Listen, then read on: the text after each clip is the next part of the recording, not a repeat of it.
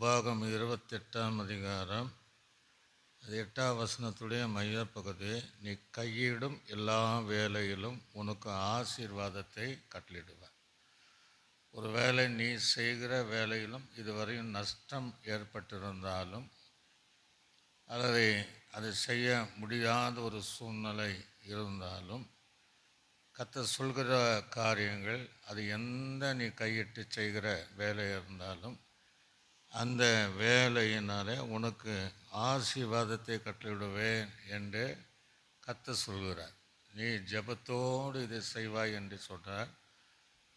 கர்த்தர் இன்றைக்கு சொல்கிற அந்த வார்த்தைகள் உன்னுடைய வாழ்க்கையில் நிறைவேறும்படியாக நீ விசுவாசிக்கும் போது சில மாதத்திற்குள்ளாகவே நஷ்டமடைந்த உன் தொழிலை, வேலையினால் நஷ்டமடைந்த அந்த தொழிலை இனி வருகிற காலங்களில் நீ ஆசீர்வாதத்தை காணும்படியாக கர்த்தர் உன்னை ஆசீர்வதிப்பாராக. கண்களை மூடி, நல்ல ஆண்டவரே, இந்த வார்த்தையின்படி கையிட்டு செய்கிற எல்லா வேலையும் இதை விசுவாசிக்கிற தேவ பிள்ளைகளுக்கு தேவனுடைய வார்த்தையின்படி நீர் ஆசீர்வதிப்பதற்காக நன்றி செலுத்துகிறோம். இயேசுவின் நாமத்தில் ஜெபிக்கிறோம் நல்ல பிதாவே, ஆமென்.